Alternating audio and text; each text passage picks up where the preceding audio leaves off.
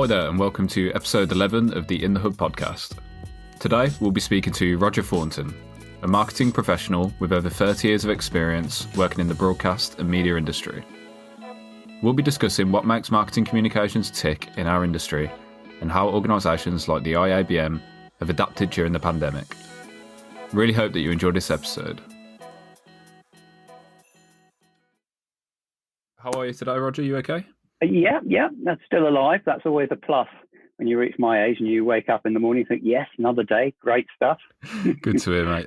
So we'll get straight into the questions then, if that's okay with you, Roger.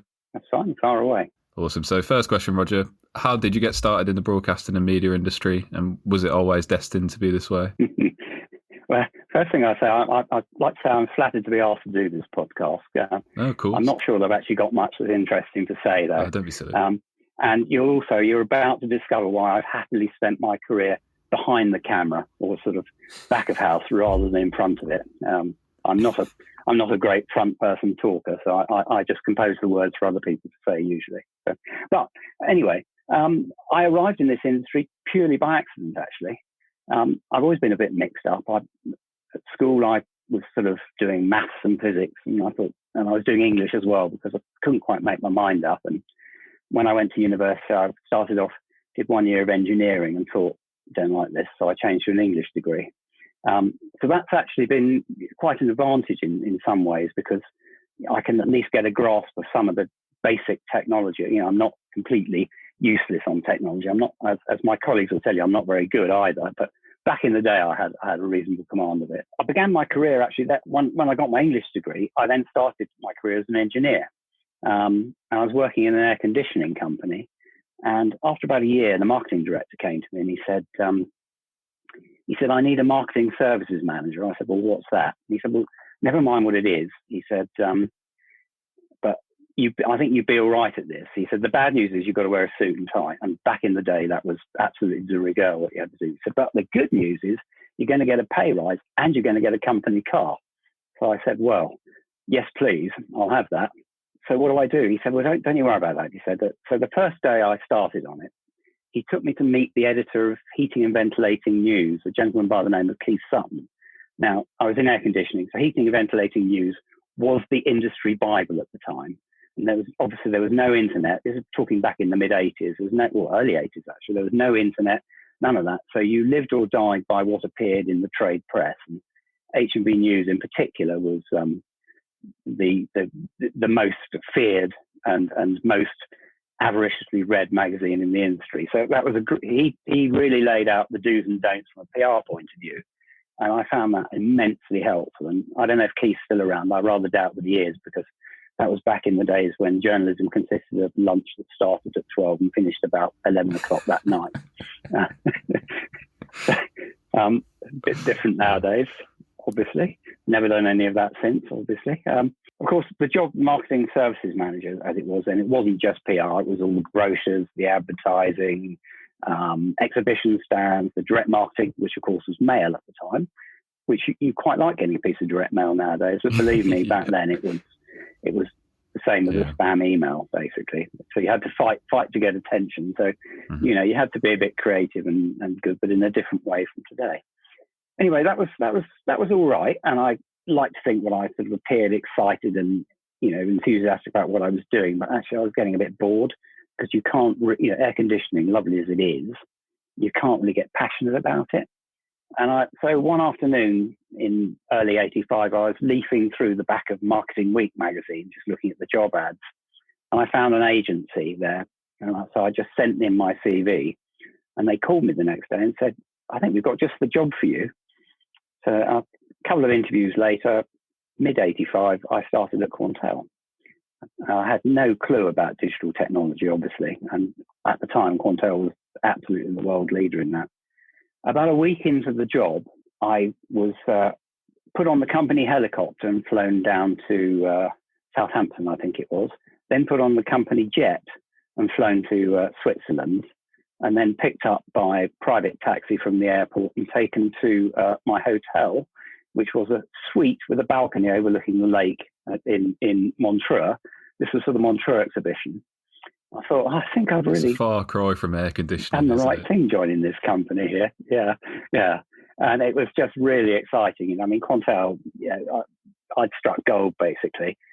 Quantel was the world leader at the time, and we had, they just launched the paint box at that time, and then came a machine called Harry, then a machine called Henry, and then all sorts of other just fantastic inventions that really changed the TV industry from an analog world to a digital world. It was very exciting, great company, great people. And I had, 15, 20, 25 even great years there. And in about 2000, Quantel performed a management buyout, and it went okay for a while, but then the private equity backers got rid of the two people who were really the inspiration behind the company, the great Richard Taylor, who was the managing director, and Paul Keller, who was the R&D director. I think things were never quite the same after that, because they were the ideas engine of the company. The company went through various sort of acquisitions and things, and then it got to 2015, and I don't know if you were around then. By the look of you, I suspect you weren't. Not in this industry. But No. the company was finally renamed they brought together with Snell and all that stuff, and it was renamed SAM. It's no longer Quantel. And I just thought, I think it's time, to up sticks. Yeah. So I left Quantel back at the end of IBC 2015, and then wondered what I was going to do, really. I mean, over the years, I'd sort of had plenty of sort of discussions with people about setting up agencies and things, but it never came about for whatever reasons. I just decided after a month or two that I was going to go freelance and do my own, see how I'd get on as a consultant, as it were. One of the most hated words besides estate agent, I think, and lawyer perhaps in the English language, but there you go. So that's what I've been doing. Yeah, and here we are now. So I guess I'd like to ask, I'm curious about, what was one of the key takeaways from your 30-year reign as head of publicity at Quantel then? I thought about this quite hard. I think I'd probably say just a couple of things, really. The first one I'd say is hire the very best people you can, preferably ones that are better at doing the job than you are. Some people, I think, tend to want to hire people who are less good than them so they can look, well, actually, it doesn't work like that. You hire the best people you possibly can, and the whole thing, you end up with a great team and everybody lifts each other. So that was the first one. And I think the second thing I would say is that, my point of view, promotion is not always a blessing. I've always preferred doing the writing and talking to the customers, the press, etc., rather than managing other people to do it. And after about 15 years of running a continually and growing department that got to nearly 20 people in the end, I managed to pass on the management bit to a staff member who was crying out to be promoted. So she took over all the staff issues, and I just got back to doing what I really love full-time as a result, which is the writing and the communicating and talking to people. So those are my two takeaways. Hire the best people, and promotion isn't always necessarily a good thing, even though it might mean more money. Would you agree with the phrase that all publicity is good publicity? Or Well, Richard Taylor, the managing director, when we used to get bad press, because we did get bad press, because we did a few things that made us a bit unpopular at times, like suing other companies, he always used to say to me, did they spell our name right? And so I think that from his point of view, I think he would certainly say that all publicity is good publicity. I think it is if you're honest. If you're trying to fool people, then that kind of publicity is not good publicity. But if you're honest up front and you believe in what you're doing, then I think all publicity is good publicity, yes. Yeah, 100%. So I know you've already kind of covered this, Roger, but what actually drove you to start RT Marcoms, and could you explain, what you guys cover for anyone who doesn't know? Well, yeah, RT Marcoms is just me, first of all. I didn't have any, having said what I said about staff and things, I didn't have any wish to, build an empire. In fact, over the years, I have had, I think I said, various discussions about leaving Quantel and going off to form agencies. The thing about that is I know full well from watching other people start companies that your first 5 years, it's your whole life. I'm talking 100 hours a week plus kind of thing. And one of the things that I've been wrestling with Crohn's disease since I was an early teenager, and you have to learn to live within your limitations with that. So the kind of stress that would come with launching a full-on company. You couldn't risk it because you'd probably end up being ill, and then the whole thing would go down the tubes, you'd be in debt and all the rest of it. So those things never came about. But as I sort of reached towards the less responsibilities end of my career, if you like, the children grown up and all that sort of stuff, mortgage paid off. Hey, there we go. Nice one. Venturing out on my own was far less of a risk. Yeah. Which is, and I just thought it was just the time to do it. Yeah. I didn't really know initially I thought, well, I can build it up to full-time job. But actually, when I reached 3 days a week, that suited me absolutely perfectly in terms of having more time to do the things, not work things that I enjoy doing. So I sort of left it running at about that level, really, for the last 5 years. And it's been great. I've really enjoyed myself. So, and as for Artie Marcoms, the only reason it's got a name rather than just Roger Thornton is that when I went to see an accountant when I first got started to get the basic advice, and she said to me across the table, it'd be much better if you gave your outfit a name. So she said, can you think about it quickly? So I just said Artie Marcoms. Okay, there it is. So that was it. So that it's not very creative, but that's how it came about. I think it was really clever, actually. I imagined in my head that you had, a 3-hour brainstorming session. No, they don't work on me. My brain won't concentrate for 3 hours. No, it's sitting around. But the fact that was just spur of the moment, that's so much better. Yeah, that's So it's quite a broad question, I guess, but what tips, what are some of the main tips that you'd give someone who's starting out on a kind of Marcoms career? I think there's just a few things, really. I think I'm going to assume that you have good basic communication capabilities and you like people, because if you don't, then you probably shouldn't be doing the job. And, having worked with a bunch of engineers over the years who don't like people, they're brilliant engineers, but they probably wouldn't make very good Marcoms people. But so here's the basic advice, I think. So first of all, don't go in cold. Research your subject and come up with the right questions. And then key to this, then listen. Because all the time you spend talking is a lost opportunity to glean useful information from the person you're talking to. So become a good listener is first thing, as well as doing your research. People hate it if you get their name wrong, or you don't know what they do, or you don't know what their company does. So just always go in armed. Second thing is, I'm going to assume you know how to write, but writing concisely and clearly for marketing communications is a very different skill. And also your audience, particularly in terms of the press, are all, without exception, great writers. And if you submit to them lousy copy, they talk about it amongst themselves, and they are less likely.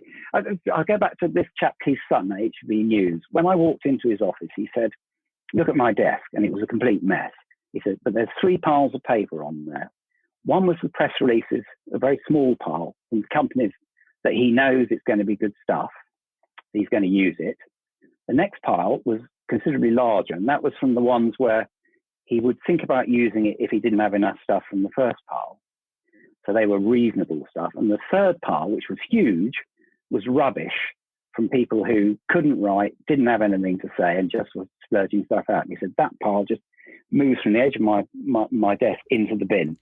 So, so good writing is key. And if you want to be taken seriously, then you've got to do it. Yeah. On that subject of writing, and I'm guilty of this myself, but I use it in a limited, what's that word? A limited and specific way. Always avoid superlatives if possible. World-beating, seamless, whatever, all those things. First of all, they just make copy harder to read. And secondly, journalists hate that because they have to then edit them all out. Unless you put them in a quote from somebody, of course, in which case they're perfectly allowable. So, Roger Thornton said, PR is the greatest, most fantastic thing ever. You could put that in quotes and that would be fine. But now I do sometimes use them, and anybody watching this will go, Rog, I'm quite guilty sometimes. But as well. Be careful with it anyway, that's what I'm saying. And the final thing is, most people's favourite subject is themselves.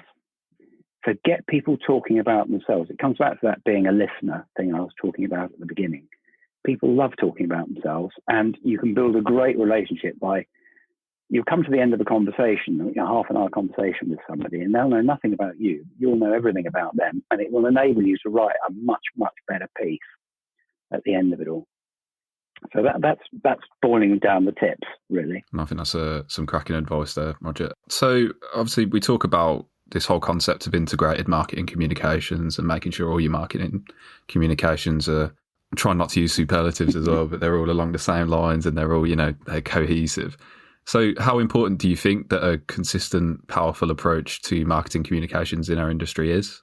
Because to me, it's always seemed as if, this industry in particular thrives off of obviously beer, word of mouth and personal relationships. I think every industry does, thrives off them. I think that with the lack of exhibitions now, we're really seeing there is no substitute for face-to-face, whether it's over beer or a cup of coffee. I mean, I think face-to-face is vital, but it isn't everything, and particularly in these times, people are having to be much more creative. I mean, having said that, I expect to see an explosion of relief when exhibitions start happening again. In the meantime, we're going to have to put more effort into non-face-to-face, although we're sort of face-to-face here. It's not the same as sitting in the same room, is it? It's as close as it'll get, isn't it, at the moment? Yeah. I think that done properly, good marketing communications, i.e. a great product to shout about, or a great service or a great company, Marcoms works. The trick, and I don't have the answer to this one, but the trick is to stand out from your competitors in a crowded marketplace. What is your secret sauce, really? And that's your central weapon. And you then build your Marcoms campaign on whatever that is. So it's probably not seen this end-to-end world-beating digital technology. It's a specific thing that you're good at, what you've built your company on. And something you can capitalise on. Stick to that. Yeah, simple messaging. Yeah, I think that's a good shot. So moving over to what you guys are doing at the IABM at the moment. So what kind of activities have you been carrying out to overcome the impact of COVID? Because by the looks of things, you guys have been incredibly busy at the moment. It's actually, I have to say that, I'm not actually a staff at IABM. I work for them as a contractor. They're my main client, if you like, and I love working with them. They have been absolutely amazing from the start of the pandemic. They made a very decisive and early move to support all of their members with a huge range of virtual events and webinars and online shop windows and everything possible to get them in front of their potential customers. And also a bunch of special reports looking at the trends that are emerging out of the pandemic and guidance on how to sustain your business through into whatever the new normal is.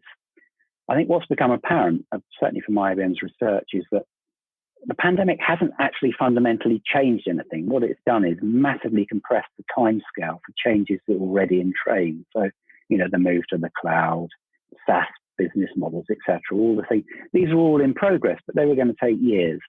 And that whole process has been compressed into months now. And the companies that are succeeding are the ones that have recognized this and grasped the opportunity, if you like. And IBM has been very, very forward in giving all of its members, not just the big boys who've got the budgets to do their own events, giving all its members a platform to talk to their customers. And the other thing that IBM's done is continues to do as well, is to build up a big bank, if you like, a relationship with a lot more end users. So we call them globally engaged partners. But there's a lot of them now who look to IBM to see what's going on and also to provide the communications channels to the suppliers.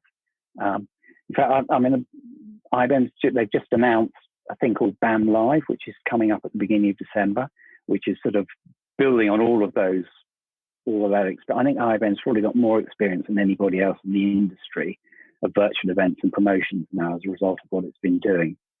So I expect that event to be a real cracker to end out the year and get people set up ready for 2021. No, I think I've been watching in awe at obviously what the IABM are doing at the moment, and just the sheer amount of content you guys are putting out, it's incredible.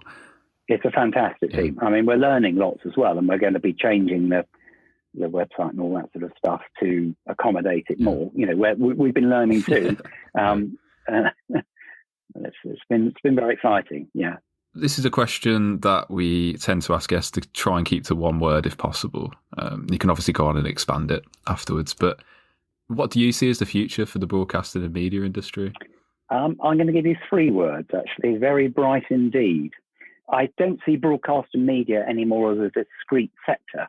I think with what's been going on with all the OTT stuff, plus video becoming mainstream in venues and all over the place, I think the potential for media technology suppliers is huge over the coming years. I think, yes, there's going to be a bit of a shakeout, as a result of the transitions that have been in progress and that have been accelerated by COVID. But I think that at the end of it all, well, there is no end, obviously. But when we look back in a couple of years' time, we'll think, crikey, that's really accelerated stuff, and we're in a much better place now than we were 2 years ago, when we were a bit tied to legacy practices, perhaps because they felt more comfortable. Everybody's had to move out of their comfort zone. I think that's been great for the industry, and the explosion of home entertainment, and as I said, the use of video in all sorts of other communications. Future is very bright for broadcast and media. Love it, Roger. So are there any exciting projects in the pipeline for the IABM or Arty Marcoms that you can talk about? Well, I mentioned the BAM Live event coming up at this 3-day event, but we've learned. So it's although it's a 3-day event, it's just 3 hours a day, and that comprises 3 45-minute sessions with breakouts and chat rooms and that sort of stuff in between. So we've learned short and sweet, pick your targets, so they're right on topic, all the 9 themes across the 3 days. There's a lot of building towards that going on at the moment. That's the biggest project we've got going on at IABM. So how can people get in touch with the IABM and Arty Marcoms if they want to find out anything more about what you're doing? IABM website is always a great place to start. It's got the most fantastic repository of content on there, covering every subject you want to know about, and that's the iabm.org. If anybody wants to talk to me, they can find me on social media, or Roger at artymarcoms.com, or roger.thornton@yahoo.com, or just ask somebody for my phone number. It's fine. I'm very happy to talk to anybody. Yeah, there's always going to be someone who knows you, Roger, isn't there? Yeah, when you've been around for as long as I have, I'm afraid so, yeah. Although actually, just on that, I'm gradually watching colleagues of many years retiring out of the industry, and I'm actually past that age as well, but I rather enjoy it, so I think I'm just going to carry on for a while anyway. Yeah, you often see it called on LinkedIn semi-retirement, don't you? Because it seems as though this industry, no one wants to fully retire. They always want to keep. Well, it's because it's so exciting. It really is. I love it. I mean, I love to be able to have a job where you get up in the morning and you think yes, rather than come roll on 5 o'clock kind of thing. Yeah. So, I mean, after it all, are you glad that you kind of took the leap into Quantel at the very beginning and well, even that marketing services kind of job? Yeah, it was fantastic. It was absolutely fantastic. And a chap who originally sent me in that direction, Brian Horsfield, we still keep in touch regularly, and I still thank him regularly. Yeah. So that's everything, Roger. I don't know if you wanted to add anything else, or no. I thank you for being interested. No, of course. Thank you so much for coming I'm not sure there's much to be had out of it. No, I think that was brilliant. It's been good to talk.